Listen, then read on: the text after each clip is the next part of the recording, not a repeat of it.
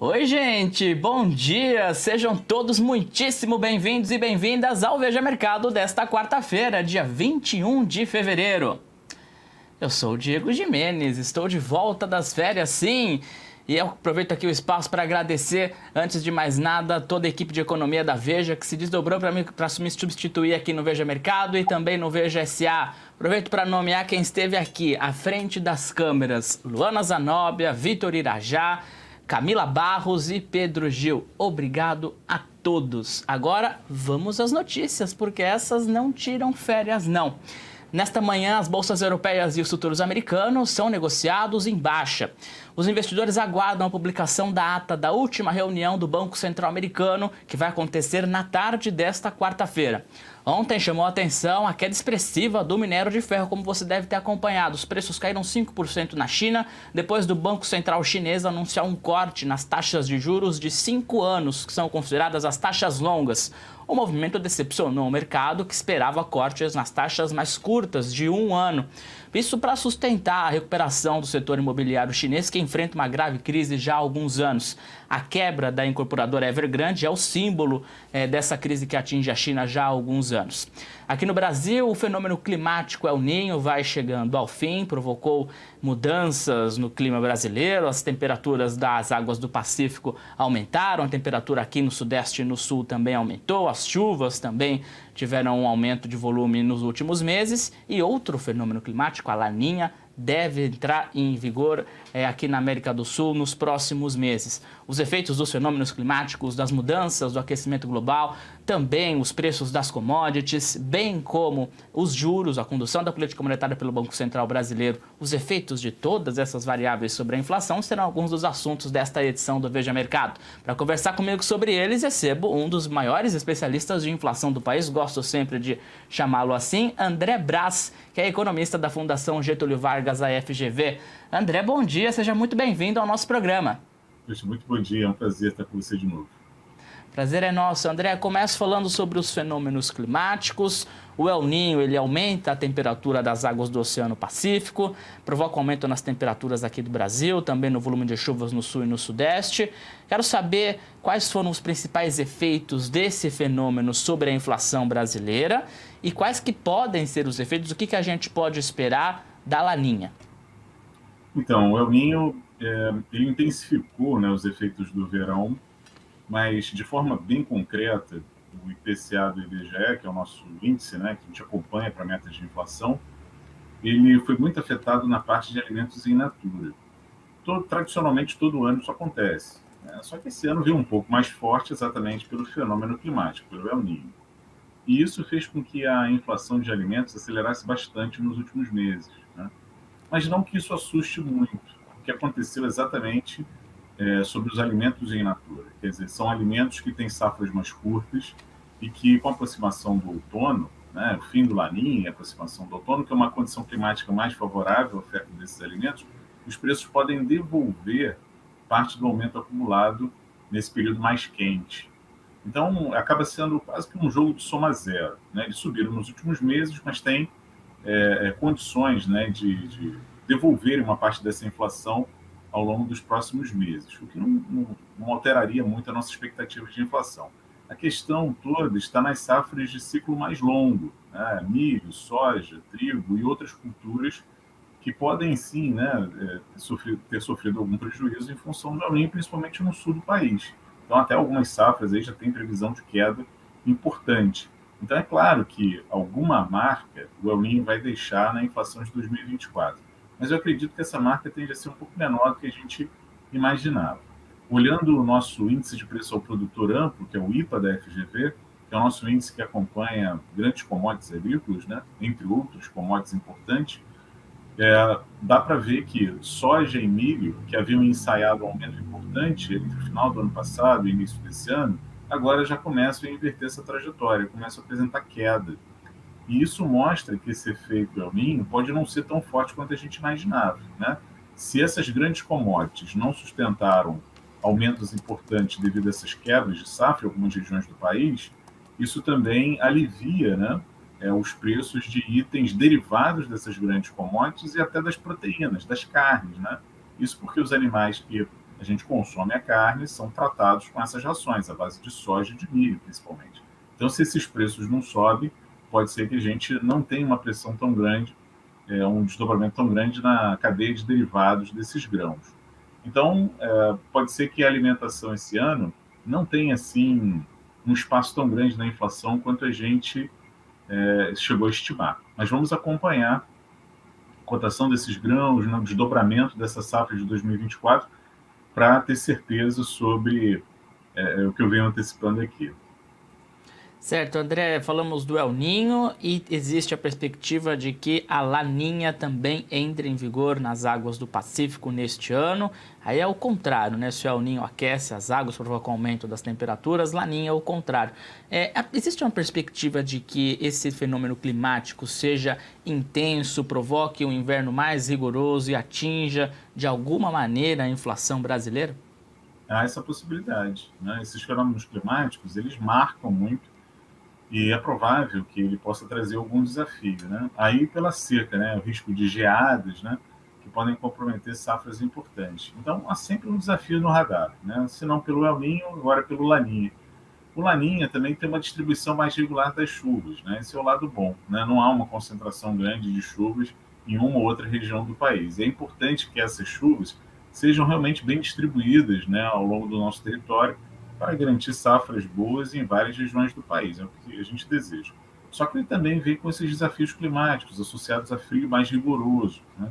Então, enfim, isso pode sim marcar a nossa safra de 2024. Mas eu estou mais otimista do que no início do ano. Eu acredito que eu acreditava que o El Niño, por exemplo, pudesse marcar muito mais a nossa safra, não veio com essa intensidade toda, e eu acredito que o Laninha também não vai ser lá o grande desafio para a gente. Certo, para a gente encerrar essas questões climáticas, pensando mais à frente, a longo prazo, alguns anos, a gente já tem sentido na pele hoje os efeitos do aquecimento global. 2023 foi o ano mais quente da história, segundo a Organização Meteorológica Mundial. E pensando mais à frente, a gente pode começar a sentir de uma forma maior no bolso os efeitos dessas mudanças climáticas? De que maneira que elas podem impactar a inflação? Olha, impactam muito, porque a partir do momento que elas comprometem safras importantes, elas mexem com a oferta desses grãos, né, desses produtos agrícolas, e isso pode, claro, afetar os preços, né? Vai, enfim, fazer com que a inflação suba, né? Agora, a gente também tem progredido muito, né, na ciência e na tecnologia, né? Então, grãos também mais resistentes, né, estão sendo desenvolvidos, né, a cada safra. Então, uma coisa acaba retardando o efeito da outra, né? É claro que essas alterações climáticas, se não forem freadas, né, se a gente não contribuir para desacelerar esse processo de aquecimento global, ela pode sim trazer grandes prejuízos para a safra, não só no Brasil, como no mundo, né?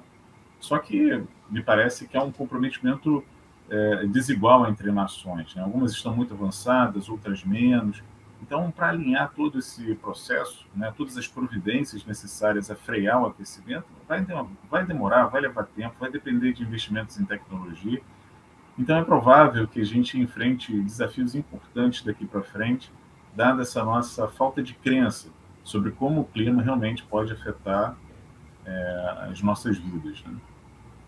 André, você falou de inflação de alimentos do ano passado, de fato ela surpreendeu para baixo no ano passado, foi uma das responsáveis pela queda nas projeções de inflação em 2023, mas quero falar de 2024, quais categorias, digamos assim, serão as fiéis da balança, onde estão as maiores incertezas, sejam elas para o campo positivo ou para o campo negativo? Então, eu acho que as maiores incertezas estão sobre os grandes grãos, né, as grandes safras, que têm uma cadeia produtiva muito longa, né?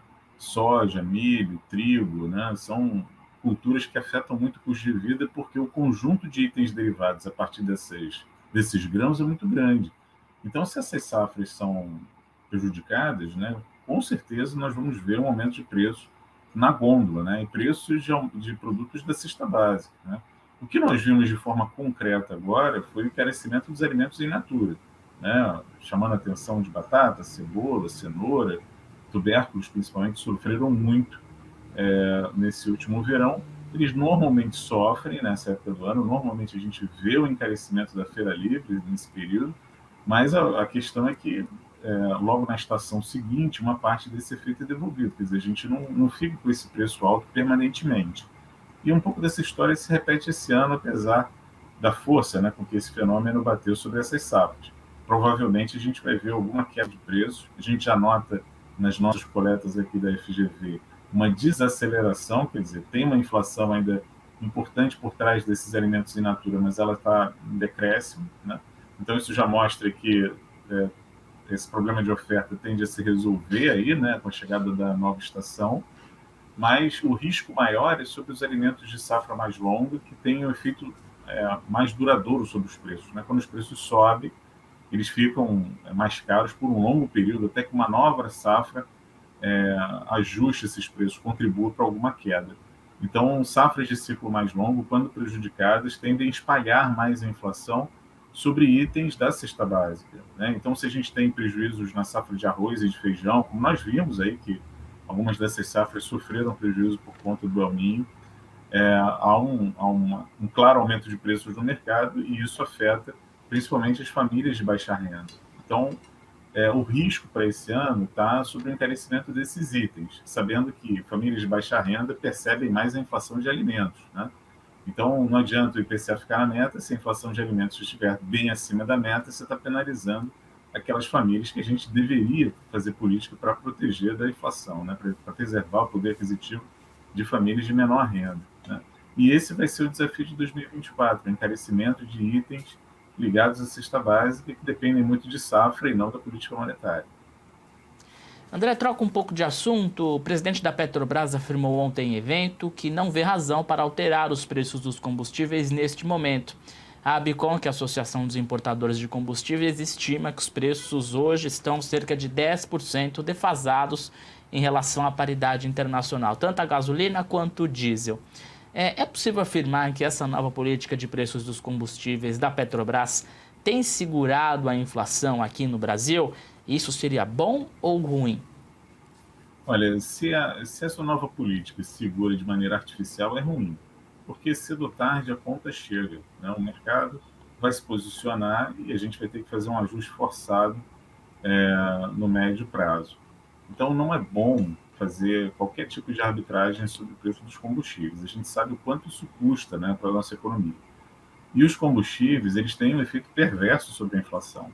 A gente vê o efeito direto sobre a gasolina, que ela pesa muito, né, no IPCA do IBGE. Aliás, eu acho que o item que mais pesa no IPCA é a gasolina, quase 5%, né, de comprometimento do orçamento familiar para o IPCA do IBGE. Mas o diesel, na minha opinião, tem um efeito mais perverso, porque o diesel é um combustível estratégico, né? A gente é muito dependente do frete rodoviário, né? O principal meio de transporte nos grandes centros urbanos, que é o ônibus urbano, queima o diesel. O diesel movimenta as máquinas no campo, o diesel é usado para a geração de energia nas termoelétricas. Então, a contribuição do diesel, né, acaba sendo, para o espalhamento da inflação, acaba sendo mais destacado que o da gasolina. Apesar da gasolina pesar muito mais do que o diesel na inflação. Mas o diesel tem esse poder, né, de espalhar essa pressão inflacionária sobre vários segmentos. E aí fica mais complexo de você conter o processo inflacionário. Quer dizer, qualquer tipo de arbitragem, de proteção indevida, né, do preço dos combustíveis, dificulta o trabalho do Banco Central, né? Tira um pouco da visibilidade do Banco Central sobre qual vai ser a inflação do médio e longo prazo, e isso não contribui para boas decisões de política monetária. Então, é melhor, né, que tenhamos aí, quem sabe, uma inflação mais alta em determinados momentos para equilibrar o preço doméstico e o preço internacional do que a necessidade de fazer esse ajuste de maneira tempestiva e isso não contribuir para o sucesso da política monetária. Você citou o Banco Central, também as projeções do mercado, e a minha próxima pergunta é se a sucessão de Roberto Campos Neto no Banco Central, que vai acontecer ao final deste ano, ela já provoca algum efeito sobre as expectativas futuras de inflação, considerando todo aquele cabo de guerra que a gente viu no ano passado entre governo e IBC. Isso já tem alterado? O mercado tem temido pela sucessão de Campos Neto no Banco Central? Eu acho que o mercado fica temeroso, né, quando o nome de peso, né, numa instituição tão importante quanto o Banco Central é substituído. É normal isso, né? Não vejo isso como algo anormal, atípico. Assim como uma incerteza muito grande como o Banco Central vai continuar conduzindo sua política monetária.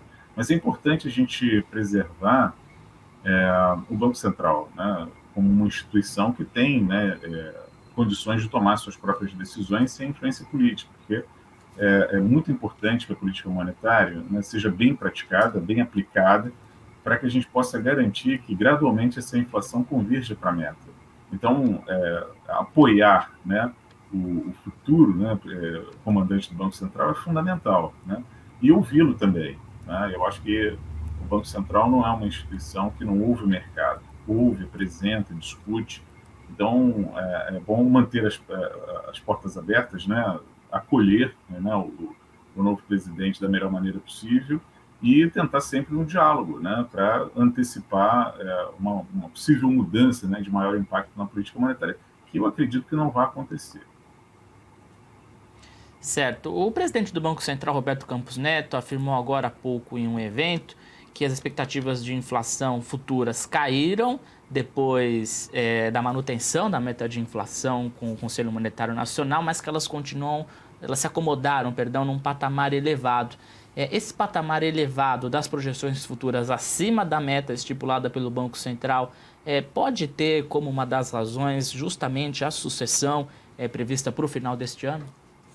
Alguma coisa pode ter, mas eu não acredito. Acho que a maioria tem a ver realmente com as previsões, né, de como esses números vêm se comportando. Porque quando a gente olha a inflação, a gente vê que um grupo importante, que é o grupo serviços, né, está muito resiliente, né? A própria política monetária às vezes cria certa rigidez, né, para alguns serviços. Se mantendo o Selic alta, por exemplo, você não estimula a venda de imóveis, você aumenta a procura por imóveis por alugar, e a gente sabe o peso que o aluguel tem em serviços livres, né? E a gente tem visto aí que que esse serviço, né, tem desacelerado muito lentamente. Algumas cidades até têm invertido essa tendência, têm acelerado dado o aumento da procura. Então, eu não acredito que nas previsões a substituição do presidente tem um peso muito grande, né? Deve ter alguma coisa ali, mas eu acho que é mínima, que a gente tem muitas razões para ter essa inflação um pouco acima da meta para os próximos anos, dada essa resistência toda que a inflação vem apresentando em segmentos importantes.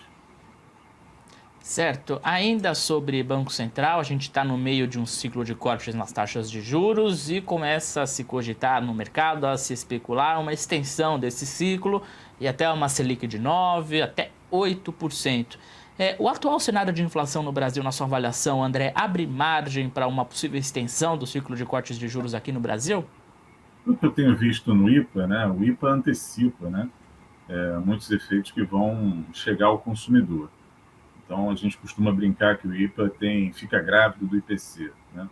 Então, como o IPA tem apresentado um comportamento bom, né, ele tem mostrado aí desaceleração de preços importantes, contrariando um pouco a nossa expectativa, né, até o final do ano passado, eu acho que há possibilidade, sim, de a gente ter uma boa notícia no front de inflação nos próximos meses.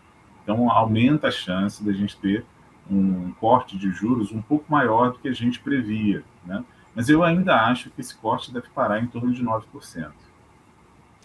Certo, e para a gente fechar o Veja Mercado de hoje, na semana que vem o IBGE vai divulgar o resultado do crescimento econômico do quarto trimestre, com isso teremos o consolidado do ano de 2023. Pensando em 2024, uma inflação mais moderada, mais sob controle, dentro da meta ou da banda da meta, aliada também a um ciclo de cortes nas taxas de juros, essas variáveis elas podem melhorar as projeções de crescimento econômico para este ano, assim como aconteceu no ano passado? Eu acredito que a gente, no final de 2024, vai ter uma boa notícia. Eu acredito que vai haver chance da gente crescer mais do que a gente consegue prever no momento, né? É claro que a gente depende de alguma sorte, de efeitos climáticos mais favoráveis para a agricultura, né, menos agressivos, né? E a gente está nessa transição do El Niño para o Laninha, e a gente sabe o peso que a agricultura tem no nosso PIB. Mas com tudo isso, com todos esses desafios que estão no radar, tanto no cenário doméstico quanto na internacional, sem desconsiderar a parte fiscal, que também é um desafio à parte do nosso governo, eu acredito que a gente tem condições de ter uma boa notícia no final de 2024, crescendo mais do que a gente consegue prever no momento.